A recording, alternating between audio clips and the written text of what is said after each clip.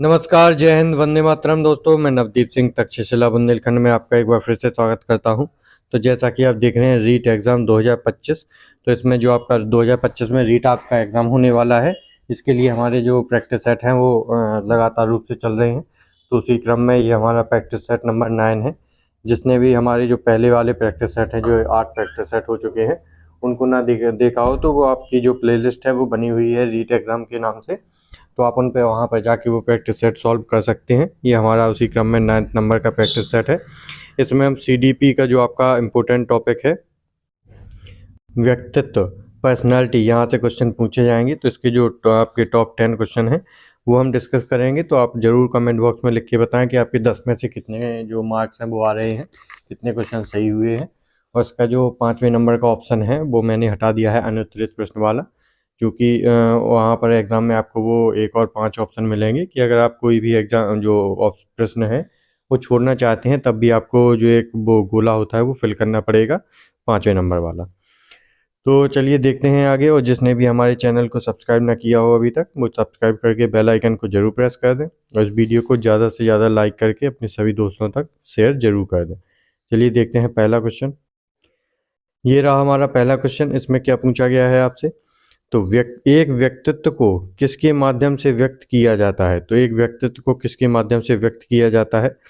तो आदतों, प्रवृत्तियों और सोच के माध्यम से, आदतों और व्यवहार के माध्यम से, सोच के माध्यम से, या प्रवृत्ति या और सोच के माध्यम से। तो इसका क्या सही आंसर होगा, आप जरूर कमेंट बॉक्स में बताएं। टोटल आंसर कितने सही होते हैं आपके। तो इसका जो सही आंसर हो जाएगा वो हो जाएगा आदतों, प्रवृत्तियों और सोच के माध्यम से। तो इन तीनों के माध्यम से व्यक्तित्व जो व्यक्ति का है उसको व्यक्तित्व के किसके माध्यम से आप व्यक्त कर सकते हैं? इन तीनों के माध्यम से आपका जो व्यक्तित्व है वो व्यक्त हो जाता है। इससे कि आपकी आदतें कैसी हैं, प्रवृत्ति कैसी है और आप किस प्रकार की सोच रखते हैं, इससे आपकी जो पर्सनैलिटी है, व्यक्तित्व का पता चलता है। आगे चलते हैं अगले क्वेश्चन पर। इसमें क्या पूछा गया है आपसे? सेल्डन के अनुसार निम्नलिखित में से कौन सा व्यक्तित्व का प्रकार नहीं है? तो ये सेल्डन महोदय हैं, इन्होंने व्यक्तित्व के कुछ प्रकार बताए हैं कि इस प्रकार व्यक्तित्व होता है। तो इन ऑप्शन में से बताना है कि कौन सा नहीं है, नहीं वाला बताना है आपको। तो एंडोमॉर्फी, मेसोमॉर्फी, एक्टोमॉर्फी या फिर एस्थोमॉर्फी। तो इनमें से 3 जो व्यक्तित्व के प्रकार हैं वो सेल्डन महोदय ने बताए हैं, एक नहीं बताया है, तो वही आपको ढूंढना है।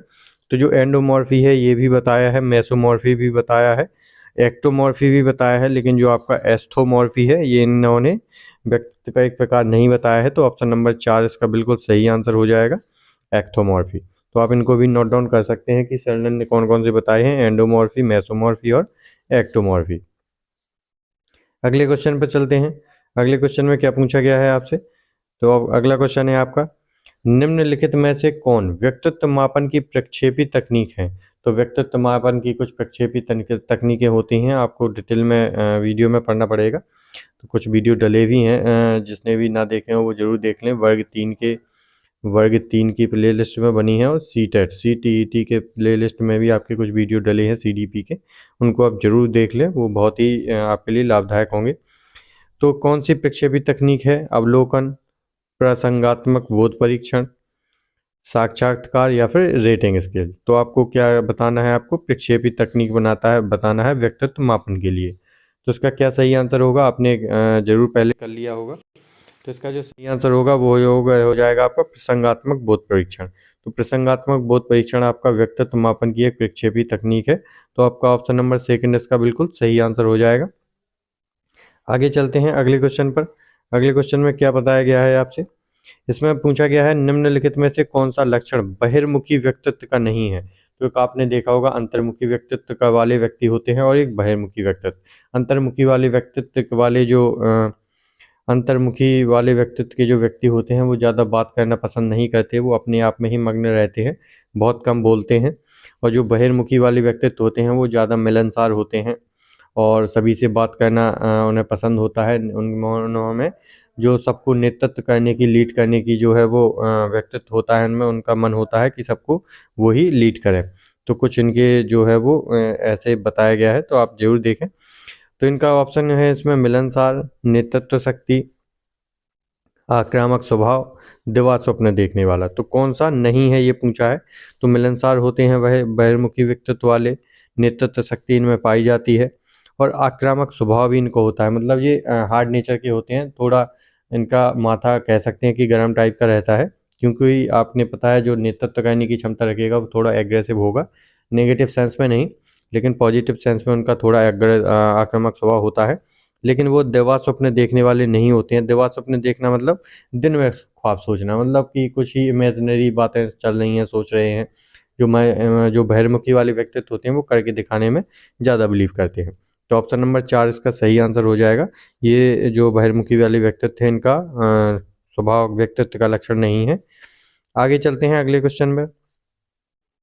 इसमें क्या पूछा गया है, MMPI एक परीक्षण है जिसका उपयोग निम्न में से किसको मापने के लिए किया जाता है। तो व्यक्तित्व को, सृजनात्मकता को, उपलब्धि को या फिर बुद्धि को। तो किसको मापा जा सकता है, तो वैसे तो आप समझ ही गए होंगे। तो जिसने भी चैनल को सब्सक्राइब ना किया हो वो सब्सक्राइब करके बेल आइकन को जरूर प्रेस करें, उस वीडियो को लाइक करके शेयर जरूर कर दें अपने सभी दोस्तों तक। तो इसका जो सही आंसर हो जाएगा वो हो जाएगा व्यक्तित्व आपका। MMPI जो आपका परीक्षण है वो व्यक्तित्व मापने के लिए उपयोग किया जाता है। तो ऑप्शन नंबर 1 इसका बिल्कुल सही आंसर हो जाएगा आपके आंसर का, ऑप्शन नंबर 1। आगे चलते हैं अगले क्वेश्चन पर। अगले क्वेश्चन में इसमें क्या पूछा गया है, बच्चों के व्यक्तित्व का सर्वांगीण विकास तभी सार्थक होता है जब वे शारीरिक रूप से स्वस्थ होते हैं, भावनात्मक रूप से स्थिर होते हैं, वो सक्रिय होते हैं या फिर अपनी ताकत से पूरी तरह अवगत होते हैं। तो इसका क्या सही आंसर हो जाएगा। इसका ज़्यादातर लोग गलत ही आंसर देंगे। तो इसका क्या सही आंसर होता है आप कमेंट बॉक्स में ज़रूर बताएं, जिसका भी सही आंसर होता है इसका। तो कई लोग इसका शारीरिक रूप से स्वस्थ लगा रहे होंगे, कई लोग भावनात्मक रूप से। तो अगर ये दोनों मिक्स होते तो वो सही हो जाता, लेकिन इसका जो सही आंसर हो जाएगा वो हो जाएगा ऑप्शन नंबर 4, अपनी ताकत से पूरी तरह अवगत हैं। अपनी ताकत से मतलब भावनात्मक रूप से वो अगर स्थिर हैं तो उसका भी उनको पता है, शारीरिक रूप से स्थिर हैं और ताकतवर हैं तो भी उनका पता है, जो भी उनके प्लस पॉइंट हैं उनको अपने बारे में अच्छी तरीके से पता है। तो बिल्कुल सही आंसर हो जाएगा इसका, ऑप्शन नंबर 4 इसका बिल्कुल सही आंसर होगा। आगे क्वेश्चन है, इनमें से क्या व्यक्तित्व का लक्षण नहीं है। तो व्यक्तित्व का लक्षण कौन सा नहीं है, विचार भावना, आंकना समझना, संवेदना, अंतराभिज्ञा या फिर कद और रंग।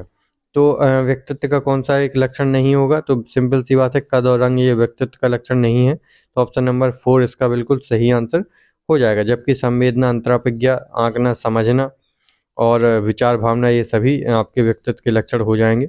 आगे चलते हैं अगले क्वेश्चन पर। इसमें क्या पूछा गया है आपसे, स्थैनिक नामक व्यक्तित्व किसके द्वारा प्रस्तुत किया गया। तो स्थैनिक नामक जो व्यक्तित्व है आपका ये किसके द्वारा दिया गया ये बताना है आपको। तो सिगमंड फ्राइड ने, शेल्डन ने दिया है या फिर क्रेसमर ने दिया है या फिर युंग ने दिया है। तो आपसे क्या पूछा गया है, स्थैनिक नामक व्यक्तित्व किसने दिया है। तो इसका जो बिल्कुल सही आंसर हो जाएगा वो हो जाएगा आपका ऑप्शन नंबर 3, क्रेसमर ने स्थित जो आपका ये आंसर इसका बिल्कुल सही हो जाएगा, ऑप्शन नंबर 3 क्रेसमर। तो क्रेसमर ने स्थैनिक नामक जो व्यक्तित्व है वो प्रस्तुत किया है, ऑप्शन नंबर 3 इसका क्रेसमर सही आंसर होगा। आगे चलते हैं अगले क्वेश्चन में। इसमें व्यक्तित्व विकास में डैश एक महत्वपूर्ण भूमिका का निर्वाह करता है। तो व्यक्तित्व निवास जो विकास है उसमें कौन सा महत्वपूर्ण भूमिका का निर्वाह करता है। तो आनुवंशिकता, वातावरण, आनुवंशिकता और वातावरण का मिश्रण या फिर परीक्षाओं की संख्या। तो ये क्वेश्चन ऐसा होता ही नहीं है कि किसी एग्जाम में ना पूछा गया हो, उसमें CDP आती हो। और तो ये इसका बिल्कुल क्या सही आंसर होगा। इसका सही आंसर हो जाएगा आनुवंशिकता और वातावरण। जहाँ पर भी दोनों मिलते हैं तो वही सबसे अच्छा आंसर माना जाता है।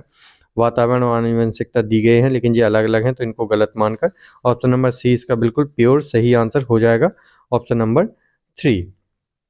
आगे चलते हैं, अगला क्वेश्चन है इसमें, जो पर्सनालिटी शब्द की उत्पत्ति किस लैटिन भाषा से हुई है। तो इसमें 2 क्वेश्चन बन सकते हैं। तो एक तो यही जो दिया गया है कि किस लैटिन भाषा से हुई है, और एक ये भी पूछ सकते हैं कि पर्सनालिटी शब्द का उपयोग किस भाषा से हुई है, किस शब्द से। तो लैटिन भाषा में से इसकी उत्पत्ति हुई है। और शब्द कौन सा है आपका, पर्सन, पर्सनल, परसोना या फिर परसोनेल। तो किससे हुई है, तो इसका जो सही आंसर होगा वो होगा परसोना। परसोना शब्द से इसकी उत्पत्ति हुई है जो कि लैटिन भाषा का एक शब्द है। तो ऑप्शन नंबर 3 इसका बिल्कुल सही आंसर हो जाएगा, ऑप्शन नंबर 3। आगे देखते हैं, तो ये आपका जो 10 क्वेश्चन हैं ये कंप्लीट हो गए हैं, 10 क्वेश्चन। तो कमेंट बॉक्स में ज़रूर लिख के बताएं कि आपके इन 10 में से कितने क्वेश्चन सही हुए हैं, और आपको ये वीडियो कैसी लगी है। आप ज़रूर लाइक करके कमेंट ज़रूर करें। आपके लाइक कमेंट से भी हमें मोटिवेशन मिलता है कि हम आपके लिए नए नए वीडियोज़ ला सकें। तो मिलते हैं अगली वीडियो में। जय हिंद दोस्तों।